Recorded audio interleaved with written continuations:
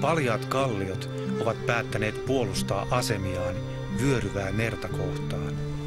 Ainainen aallokko hyökyy tyynellä ja tuulella, muistuttaen saariston sisälläkin jyrisevällä äänellään uupumattomasta työstään. Laatokan rannoilta avautuvat näkymät pysäyttivät vuosisata sitten maankuulun matkamiehen I.K. Inhan. Sortavalan saariston suurimman saaren Riekkalan riuttavuodella Inhan jalanjäljissä myös nykykulkijan täyttää hämmästys.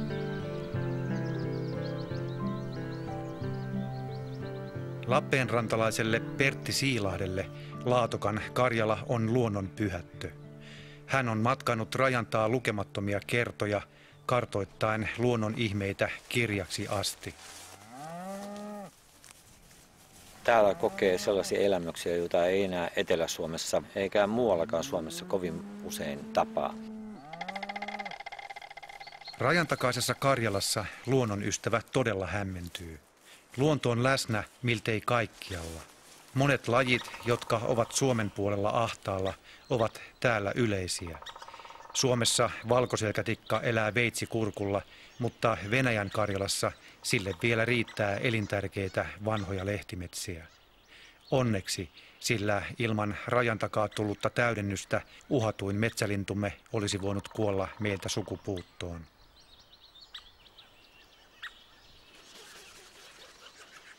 Venäjän palava hinku nousta jälleen suurvallaksi uhkaa kuitenkin nyt myös Karjalan koivikoita ja niistä riippuvaisia valkoselkätikkoja.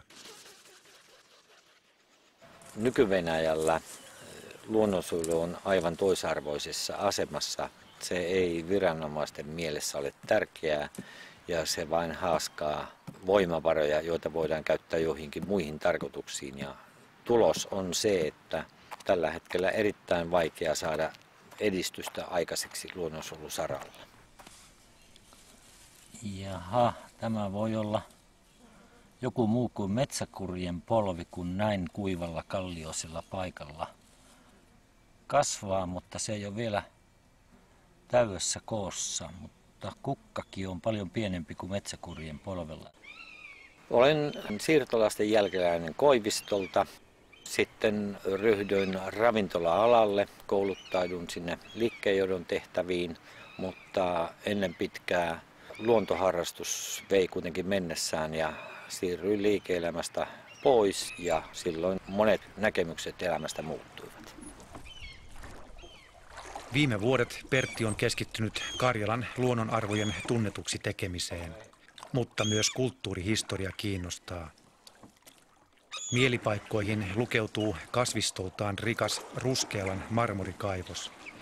Nyttemmin toimintansa lopettaneen kaivoksen kivestä on rakennettu muun muassa Pietarin marmoripalatsi ja Kasarmintorin laidassa Helsingissä sijaitseva entinen Yleisradion toimitalo.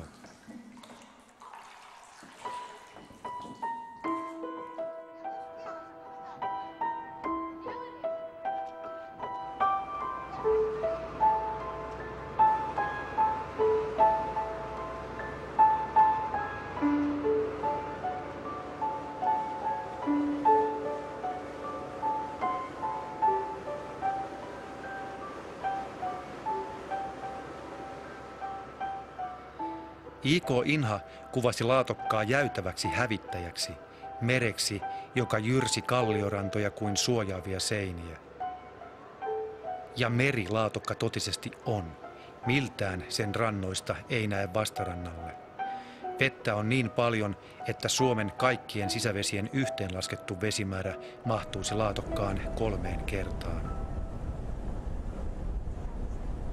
Laatokka on Euroopan suurin järvi, se on Euroopan kaunein järvi ja sen sylissä on hyvä olla.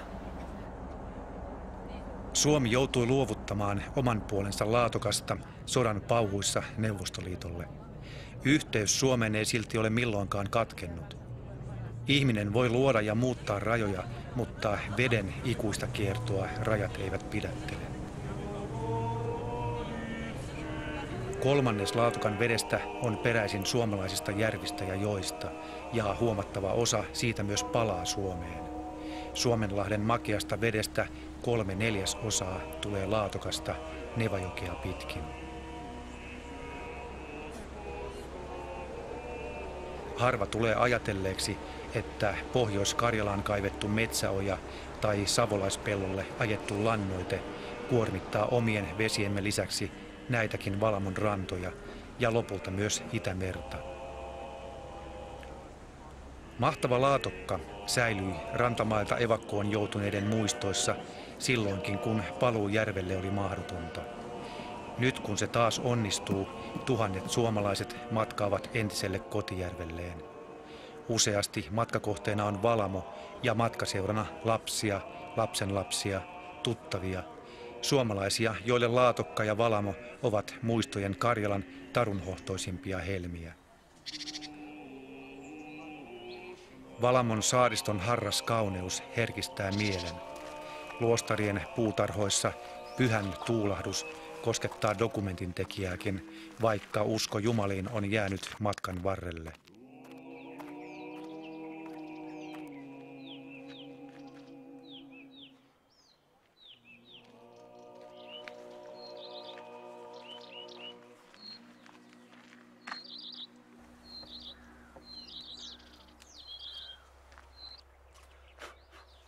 Omenapuitaan tarkastavalle munkki Grigorille, Armeniasta kotoisin olevalle entiselle eläinlääkärille, Valamo on taivaan portti.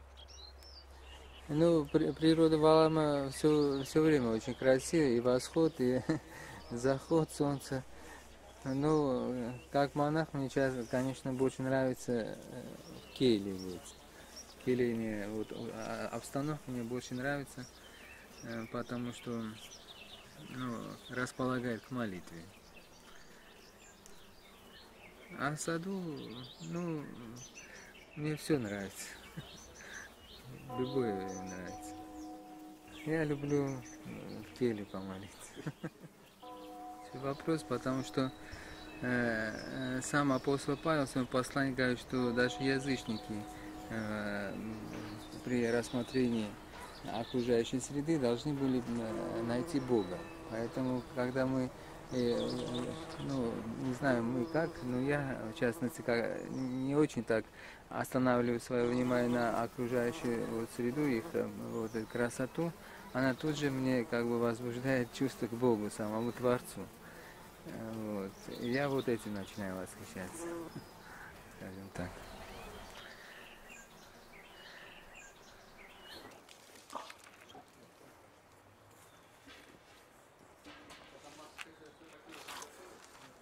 Скороспелка и мичуринская. Вот, два таких прививки. Вот это тоже скороспелка из Мичуринска. Вот это память Яковлева. Вот это тоже память Яковлева. А вот эти два, это нежность называется. Вот. Они будут и цветать разное время, будет красиво. Один цветет, потом другой цветет, и плодоносить тоже будет разное время. Соберешь один, потом будет поспевать другой. Вот так.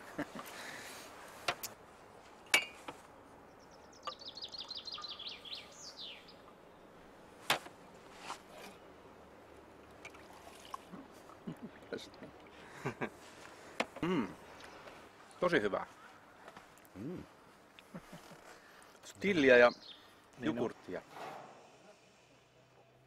Munkin tarjoama janojuoma ja luostarin omenoista valmistettu kalvaros maistuvat. Tunnen silti outoa haikeutta. Olisinpa itsekin yhtä tasapainoinen ja varma elämän tarkoituksesta kuin munkkiveljet ja tänne saapuvat pyhiinvaeltajat. Kadehdin heidän kaltaisiaan, tyyniä ihmisiä, joiden kulkua ohjaa väkevä usko tuon puoleiseen. Ehkä maailman meno ahdistaa juuri siksi, että minunlaiselleni pakanalle taivaan on löydyttävä täältä, maan päältä. Jokainen meistä kuolee, siirtyy rajan tuolle puolen. Mutta mitä muuta kuolema on kuin elämän polttoainetta? Luonnossahan kuolema ei ole raja, vaan välttämätön osa jatkuvaa liikettä, elämää.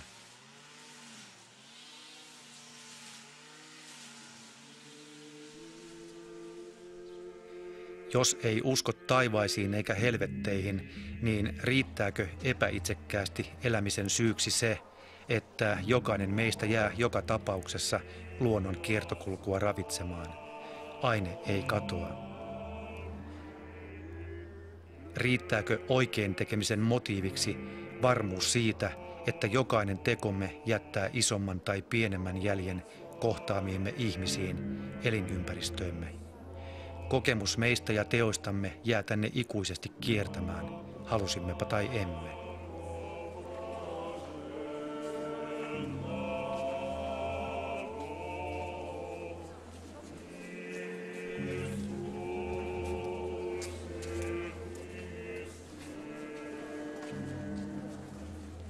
Valamon luostarin syntyhistoria on hämärän peitossa. Perimätieto kuitenkin kertoo, että luostarin perusti 1000 vuotta sitten kreikkalainen munkki Sergei. Vanha pyhimystarina kertoo hänen tulleen Valamoon myllynkivellä purjehtien, erakkona kilvoittelemaan ja evankeliumia pakanoille julistamaan. Tarinasta voi päätellä, että Valamo oli pyhä jo ennen kristinuskon rantautumista. Jumala vain oli eri.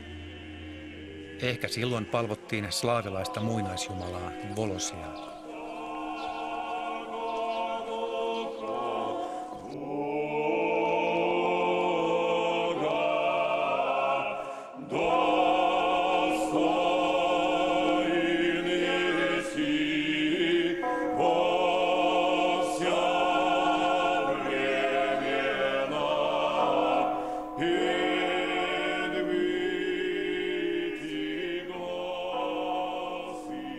Pienestä erämaaluostarista kasvoi aikojen saatossa todellinen mahtiluostari, jonka hallussa oli majataloja ja myllyjä, yli 200 maatilaa ja jopa oma kalastuslaivasto. Rikastumista edesauttoi se, että Valamo oli keisariperheiden erityisessä suosiossa. Maallinen ja hengellinen valta löysivät toisensa, aivan kuten nyky-Venäjälläkin.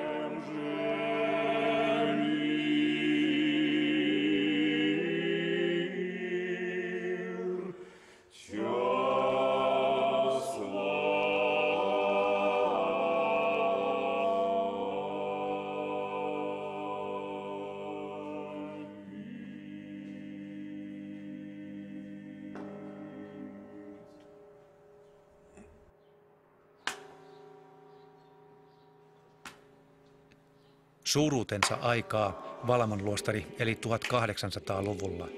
Kun veljeskunnassa nykyisin on munkit ja novisit yhteenlaskettuina 100 jäsentä, 1900-luvun alussa veljestö oli kooltaan 10-kertainen. Talvisodan raivotessa luostari evakuoitiin ja hengissä selvinneet munkit asettuivat Heinävedelle. Vanhaan Valamoon tuli ensin mielisairaala ja sitten vanhainkoti ja vammaisten hoitolaitos, jonne lähetettiin eritoten kätensä ja jalkansa menettäneitä sotainvalideja. Heitä kutsuttiin samovaareiksi. Ortodoksikirkolle Valamo luovutettiin takaisin 80-luvun lopussa. Kun ensimmäisen kerran itse vierailin saarella muutamaa vuotta myöhemmin, luostari oli pahasti rappiolla. Väkivalta rehotti ja mummot vartioivat ryytimaitaan yötä myöten varkaiden pelossa. Nyt Valamo on kuin uudelleen syntynyt, siisti ja turvallinen. Kullanhohtoiset ikonit ja entisöidyt kupolit viestittävät, että usko on myös ainetta.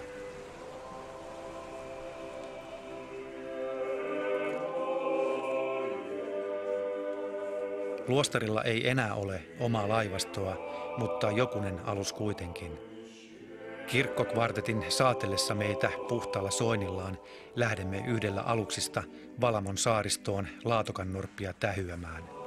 Laatokalla elää 5000 viiksiniekkaa. Useat niistä viihtyvät Valamon saariston 40 saaren suojissa. Tuolla on kivillä nyt runsaasti kölliä ja vedessä on niitä on 340 ainakin.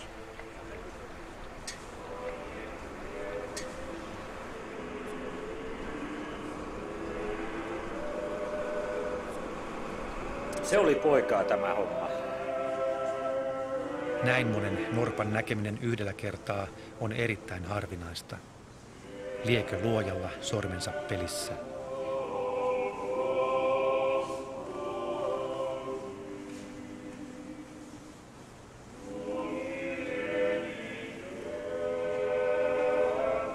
Ristiriitaiset ajatukset vaivaavat palatessamme takaisin luostariin.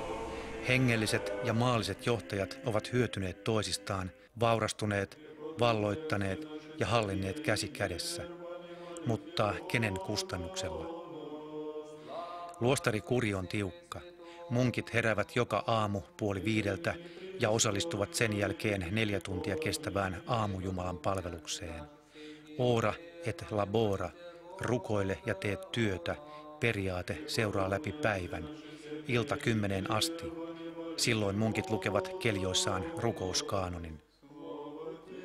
Ehkä puutarhurimunkin rukoushetki hälventää epäilyksiäni maallisen ja hengellisen vallan epäpyhää liittoa kohtaan. Grigorin ja rukousta seuraavien pyhinvaltajien katseista huokuu rauha.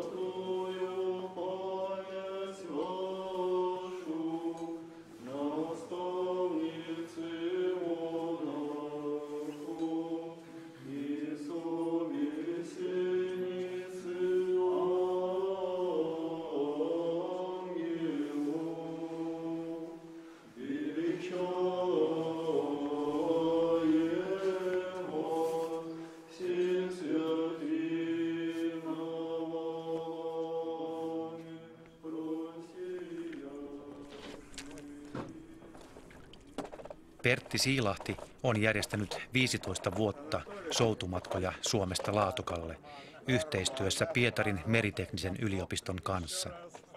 Tällä kerralla tuomisina venäläiskumppaneille on Pertin uunituodekirja Karjalan luonnosta. Сикамакида. Так, Перти, напиши по-русски.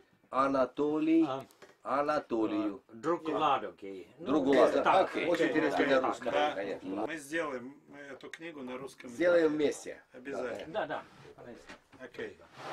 Спасибо. Тоже хорошо пошло.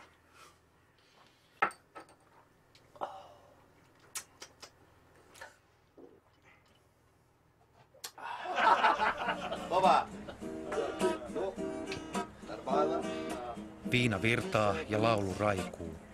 Kokeneimmat rajan ylittäjät pyytävätkin vodkasnapsin kylkeen vesilasin, johon voi tarvittaessa vaivihkaa sylkäistä hörppäämänsä viinan. Paukusta kieltäytyjää ei Venäjällä hyvällä katsota.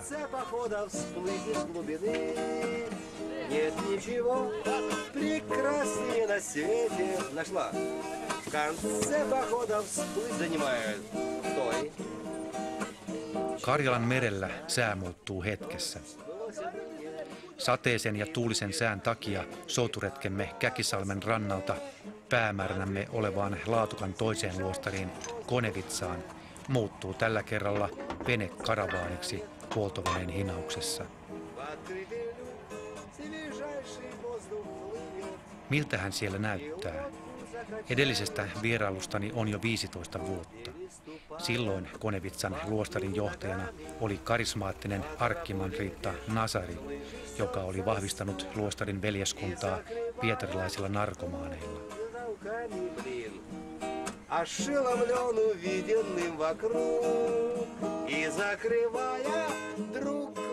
Matka Konevitsaan kestää hinauksessakin joku sen tunnin. Sinä aikana miehistö ehtii hyvin ottamaan päiväunet.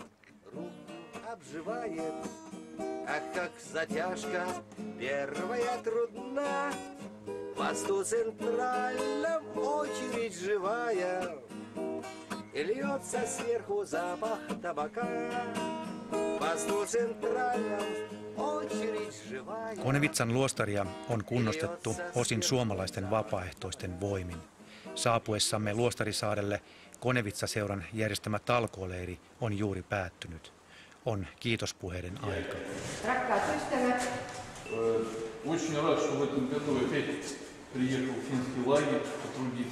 iloitsen suuresti tänäkin vuonna on suomalaisen talkooleiri tullut tänne tekemään töitä. Практически все намеченные планы удалось сделать. Käytännössä kaikki suunnitellut työt on tehty ja toivon, että sydämessä nyt viette palasen saarta mukanaan ja sillä tavalla saari laajenee. Nyt nostamme lasillisen takaisin. Мне очень.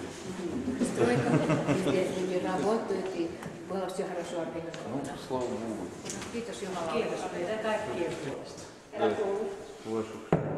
Хватило сил. Pyydän teidän rukouksiin, että minulla riittäisi voimia. –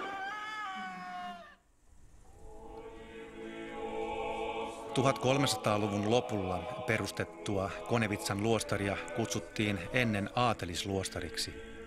Euroopan kuninkaalliset lähettivät sinne vesojaan hengelliseen oppiin. Jatkosodan jälkeen luostarista tuli Neuvostoliiton laivaston sotilastukikohta. Ajettuaan munkit evakkoon Puna-armeija perusti Luostarisaarelle salaisen tutkimusaseman, jossa tutkittiin tiettävästi muun muassa sitä, miten vetypommilta voidaan suojautua. Munkkien ikivanha hautausmaa jyrättiin koripallokentäksi, kirkosta tehtiin ammusvarasto ja sivuskiitoista torpedojen kokoamishalleja. Koko saari pyyhittiin useimmilta kartoilta. Kun luostari vuonna 1991 palautui kirkolle, edessä oli toivottoman tuntuinen urakka. Konevitsa on kuitenkin elpynyt pikkuhiljaa isoveljensä Valmon varjossa. Karjalaisten vanhalle pakanalliselle uhripaikalle Hevoskivelle rakennettu pieni rukoushuone on kunnostettu suomalaisvoimin. Tunnelma paikalla on ihmeellisen harras. Valitettavasti sitä ei saa tallennetuksi dokumenttiin sen paremmin kuin piirustukseenkaan, jota Moskovasta asti matkustanut taiteilijatar Pyhän kiven juurella työstää.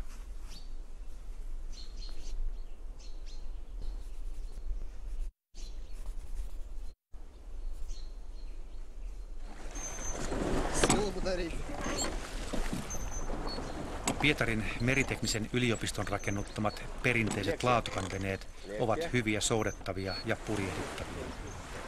Retkiä johtava Vasia Sabosnikov, entinen ydinsukellusveneen torpedo-osaston päällikkö, taitaa myös purjehduksen salat. Раз. Приподнял. Я стянул. Так. Парус направо. Авастор. Поехали. Так, попробуй привестись.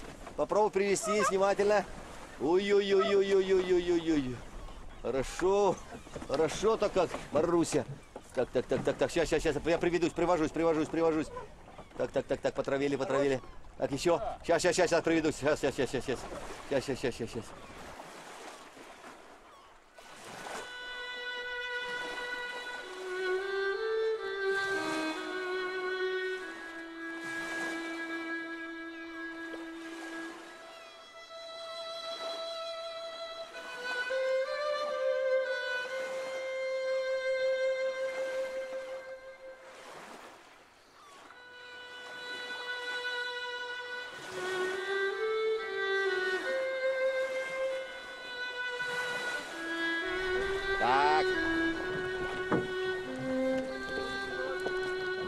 Хорошо.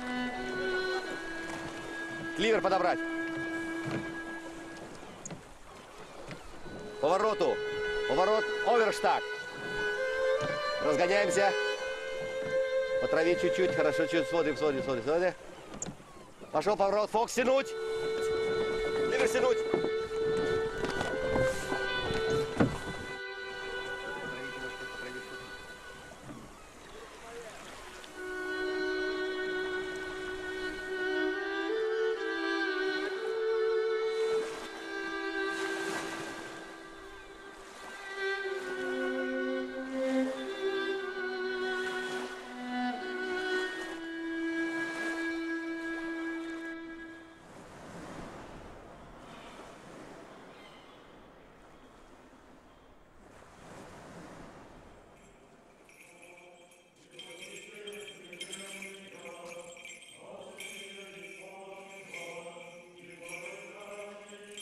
Ortodoksinen jumalanpalvelus on pienessä Konevitsankin luostarissa näyttävä tapahtuma. Aivan kaikki eivät silti pysy hereillä. Niille, jotka jaksavat sinnitellä seisaallaan koko pitkän palveluksen, on luvassa, jos ei lopullista pelastusta, niin luostaria johtavan igumeenin käsi kuitenkin. Ei ole epäilystä, kuka täällä on Jumalasta seuraava. Synnintuntoiset voivat huojentaa mieltään ripittäytymällä. Venäläispyhätöissä on papin puheella nähty viime aikoina usein myös poliittista johtoa. Liekö synnintunto ollut syynä siihen, että Venäjän hallitus teki vuosikausien jarruttelun jälkeen aivan äskettäin päätöksen kansallispuiston perustamisesta Pohjois-Laatokan saaristoon? Se on suurvoitto Laatokan luonnolle, mutta myös kansallispuistoa vahvasti ajaneelle Pertti Siilahdelle. Hän toivookin, että Karjalan luonto kiinnostaisi myös vastaisuudessa Venäjän maallista valtaa yhtä paljon kuin kirkossa näyttäytyminen. Venäjä on mahtivaltio ja pyrkii vahvistamaan asemaansa ja valitettavasti aika voimakkaasti luonnon kustannuksella, joka minusta ei ole oikea tie tulevaisuutta ajatellen.